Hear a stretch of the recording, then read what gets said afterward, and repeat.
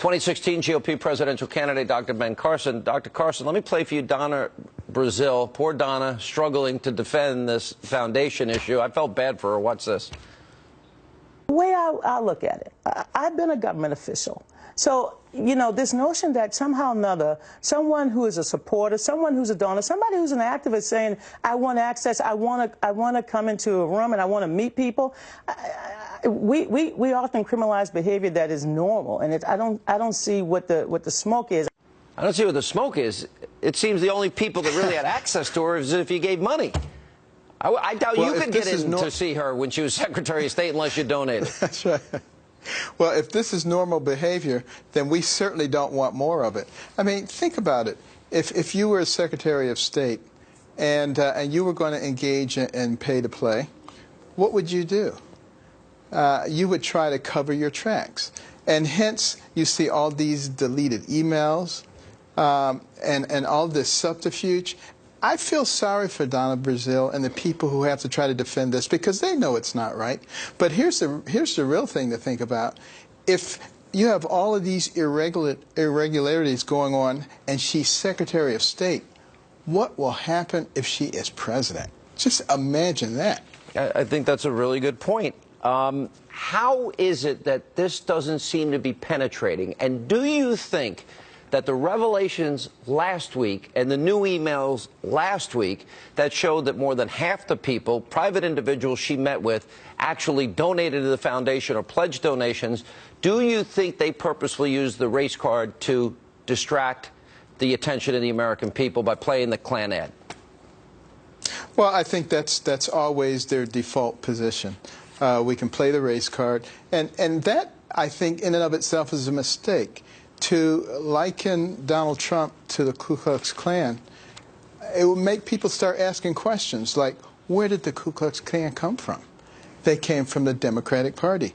Who was the party of slavery? It was the Democratic Party. Jim Crow, the Democratic Party. Segregation, Democratic Party. Trying to keep guns out of the hands of blacks, the Democratic Party. Who resisted the passage of civil rights movement? The Democratic Party. Voting rights, the Democratic Party. There's only one person in this race that actually praised a former Klansman as her mentor, and that was Hillary. And, you know, she's praising Robert Byrd. Do you think that Donald Trump is now going to go back to Detroit, and he's been in Milwaukee, and he's now given 3 specific speeches targeting black Americans and saying to them, hey, you're not better off as black Americans under Obama and Hillary's policies, but I will make more opportunity for you and put Americans first. Do you think that message is going to resonate in the black community and increase the percentage of the black vote for the Republican Party? I think it will. Of course, the Democrats are alarmed, and they're going to attack him vociferously. Why? Because this is their sacred cow, and they don't want that group of voters disturbed. But the fact of the matter is, you know, African Americans are smart just like everybody else, and they will open their eyes, and they will recognize. But the race card is played every election season, every single time. Does it work? And if it didn't work, why are they playing it again? Well, it does work for people who basically don't spend a lot of time analyzing the situation for themselves and saying, are we actually better off? What is happening with our employment, with our out-of-wedlock births, with our families, with our education?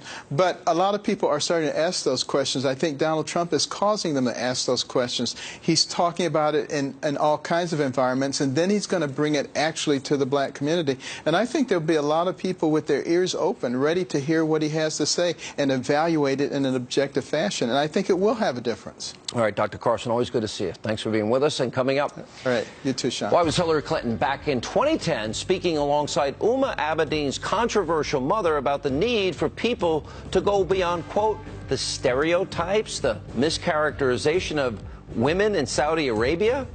Really? I think it's actually fairly accurate. Coming up next, we will reveal what life is really like for women in that country. Jay Sekulow, Doug Shaw, Denise Borelli weigh in next. Also tonight, Hillary Clinton continues to play the race card against Donald Trump, while the GOP nominee is making a huge